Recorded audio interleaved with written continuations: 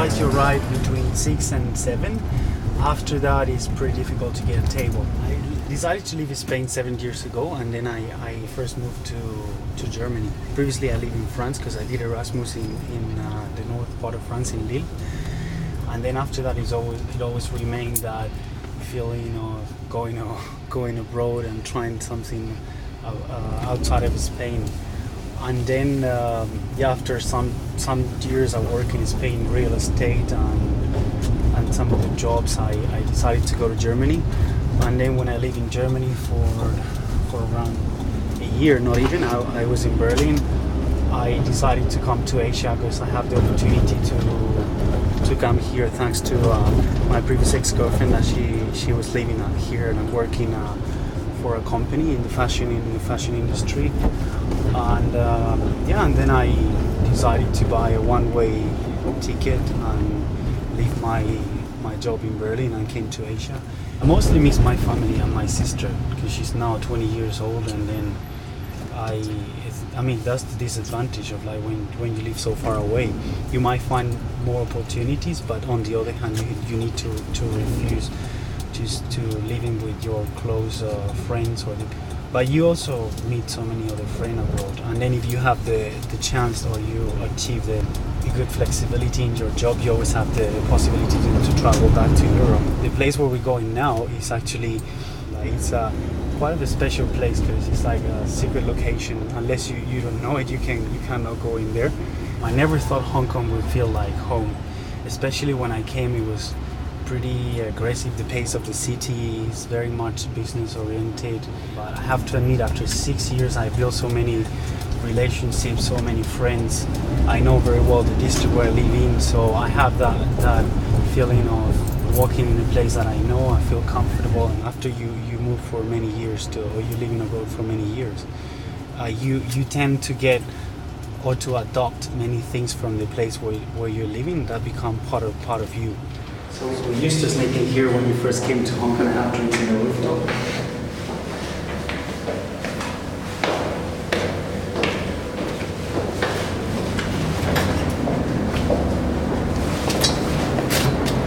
See, as you can see here, the whole city. We move farther down to Sai Pun district. What is our bar now? See, that's all Kowloon Bay. Kowloon side.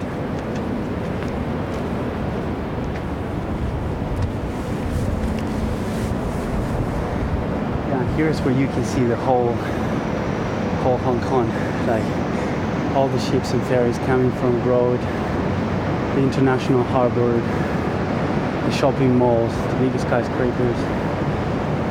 So yeah, it is a special place for that reason, because that person that brought me to Asia showed me this space, and we used to come for drinks or just to hang out here.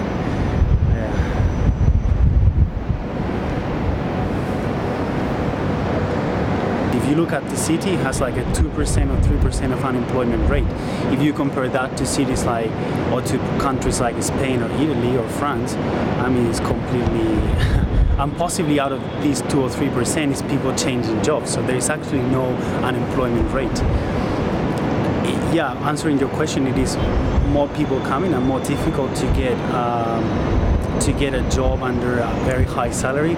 But still, if you have certain profile, like an international profile, you speak several languages and you have some experience abroad, you just need to find or identify the moment or the gap that company is looking for that person, and then you should have your chance.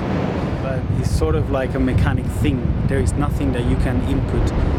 At the same time, it's highly valuable because you gain so much experience, and there's so many things that you can extrapolate or bring later for your business.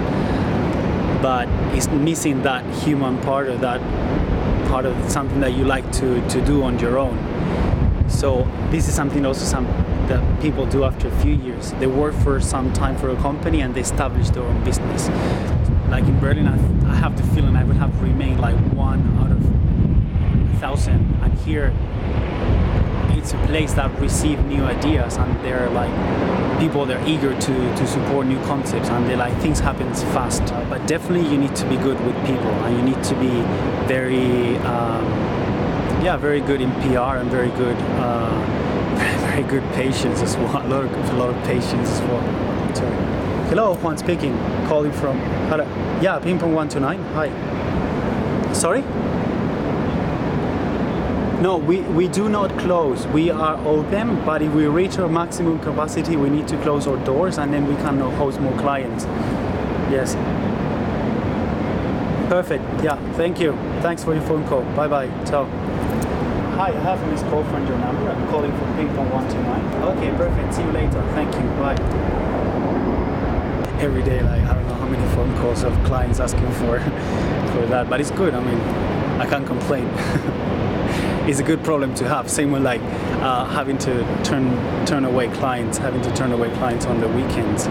Because Saturday and Friday, you saw last event, it was so packed. But after 3 months of operation, I think we need basically to get the return of the investment for the money that we put into the space, into the venue. I don't want to stop here. I like to continue and open more venues. Sorry?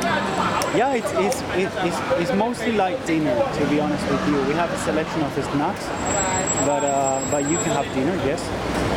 Well, yeah, you're welcome. Bye bye. Bye. I mean, outside the city center, you have more possibilities to open a space. It was right at the peak. If we wait some more time, the rent would have been double the price. The space would have been taken by a big gallery or a big investor. But I just found it at the moment, and I put all my money there, and then I could start working on the business plan. Did all the research for the interiors, and it took up to 8 months pretty much to define. 4 months the renovation, but the previous research were like 8 months. Was everything like attention to details and all the time that we invested in that. I think it's also now why we're receiving good feedback, because it's nothing. Yes, please. Check out, I'm going. Check out. What? Check out. I'm going. Check out. Little. I'm going.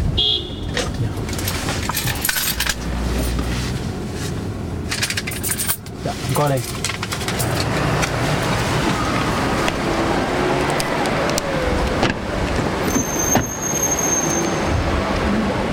So here's people 129. We kept the original entrance. The whole idea was also to preserve the identity of the space as we found it. What a lot of Westerns they do when they take over spaces is they just delete and do a complete Western-inspired restaurant. But we wanted, rather than deleting the identity of the space, preserve the history of the space. And it was a ping pong court, so we thought it was fun to leave everything as it was. So we just changed the board and put a neon and create sort of like a speakeasy bar. And no one would expect to go through the red door and find the big basement and the bar.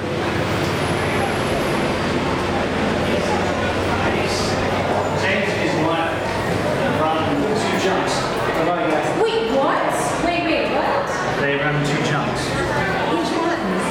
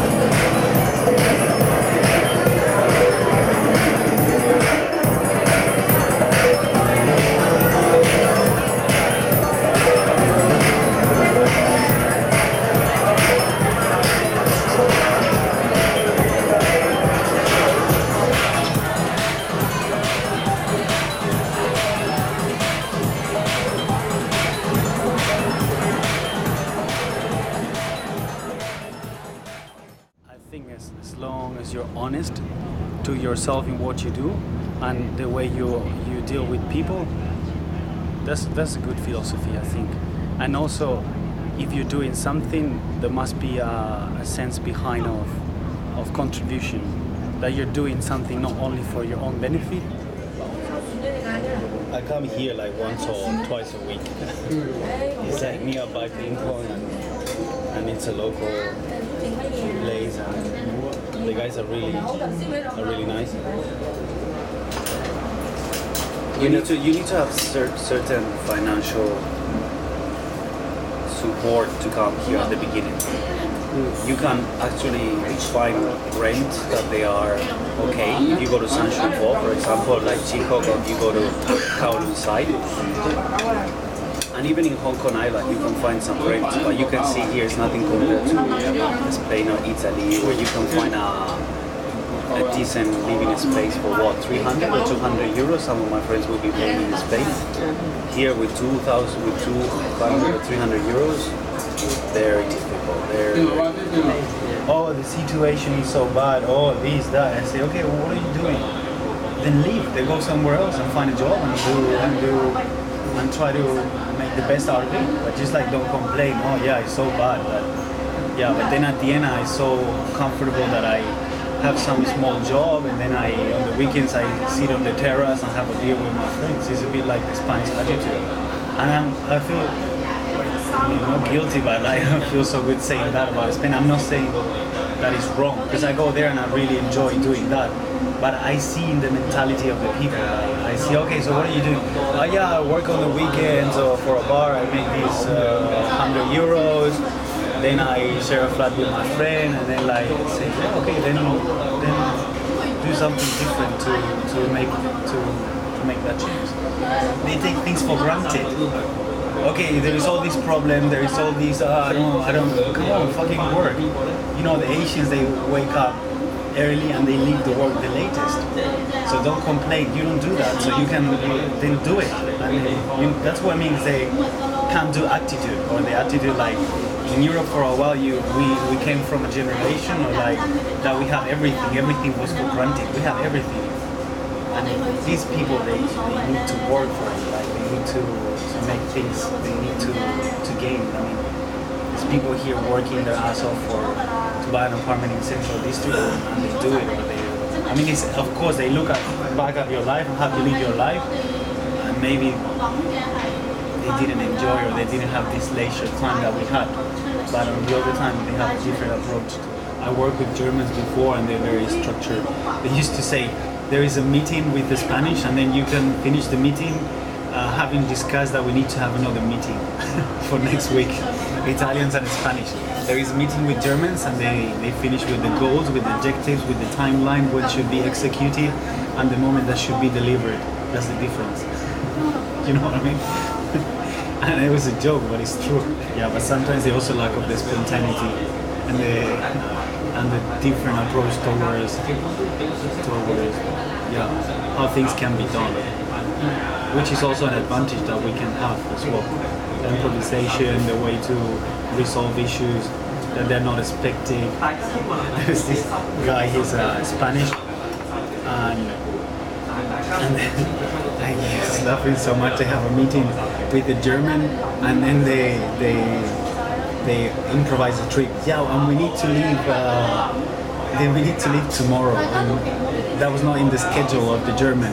And the German was like how am I going to? And the guy said, like, how am I going to get my underwear and my clothes ready?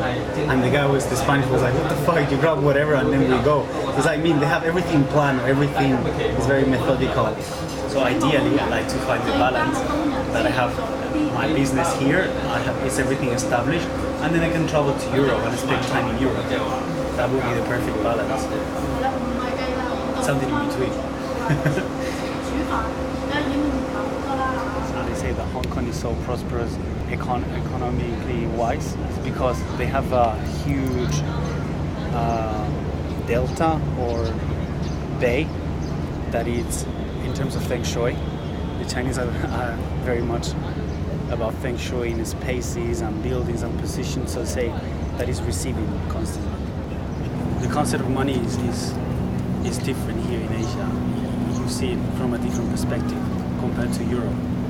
Because when you see, as I said before, guys, they have 20 years on the driving Ferraris and Lamborghinis. Like, luxury is something that is present or around and everywhere in Hong Kong.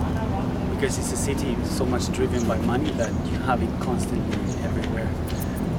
2 years while I was here, that was the highest, and then shortly after that became the highest in Hong Kong. I think it's 110 floors, 120 floors.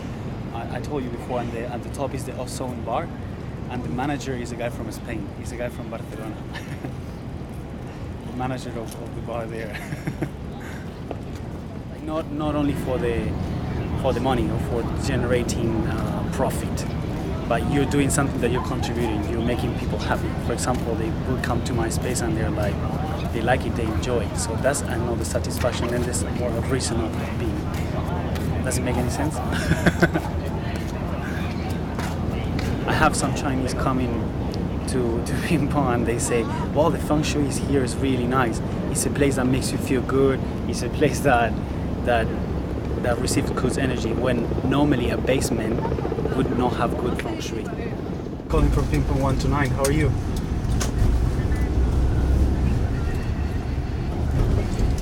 I'm actually quite excited because I've been waiting for quite a few months to get all these plants here. Gin 19. This is a gin from Catalonia. It's a green gin made with a special herb. Whoosh. Amazing, no? Amazing. Ta-da! 19 floors. It's like 19 different flowers have inside. 19 different flowers. This one is from Valencia. Level gin. The all premium gins.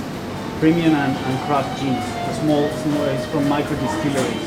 We will do a tasting, and then we will. But tonight we cannot put them on display because I need to do the pricing. I need to do everything. See, this one is with ginseng and guarana. Entropia gin. First gin with ginseng and guarana from north of Spain. First gin for what? Ginseng and guarana. Guarana and ginseng. Ginseng. It's made with ginseng. Ginseng gin? Ginseng gin, yeah. The Chinese, I think they will like it. Oh my god. While I was doing PR marketing, working for this Swiss company, no, it was already for a Spanish company that I was working there, doing marketing and PR in Asia Pacific. And then I kept this place that I wanted to create like a small, I wanted to offer the clients the possibility to enjoy how it would be coming into the flat of someone, like a small apartment, and then presenting them a menu of traditional cuisine from Spain. So the whole idea was to create a space with personality, a place that would feel like home. So I have a lot of clients either Western because they would feel identified with Europe and they would love the experience to come in to a home away from home, or the Chinese as well because they would have the possibility to experience the real cuisine cooked at the space. And then after now it's a big change because the whole concept completely took a shift, and now we specialize on gin tonic, as you know, but we still have a chef. He's from Nepal, and then I've been teaching him how to do some of the traditional recipes like croquettes or how to carve the ham, how to do all the food that we offer now in ping pong. Look, Sujan. Wow. It's really beautiful. It's close from my hometown. These guys are producing this gin. It's oak in barrels and they put inside flakes of gold. Same what they've done with the vodka. From Sevilla. From Puerto Santa Maria. And actually from Cali. Yeah, from south of Spain. From Spain. Oh yeah. We lost the we just lost the World Cup. But at least we get the gins to Hong Kong. I told you it was an edgy kind of speakeasy vibe with a Chinese twist. Have a lovely evening. Thank you so much. You're super welcome. And I'll see you next Friday? No. 2 weeks. You're on holiday? No. I'm working. Do not limit yourself for what everyone might say that is possible or is not possible. If you believe in something, I think you can make it happen. It's just like you might take longer or shorter time, but you can find always a way to make things happen. Hello.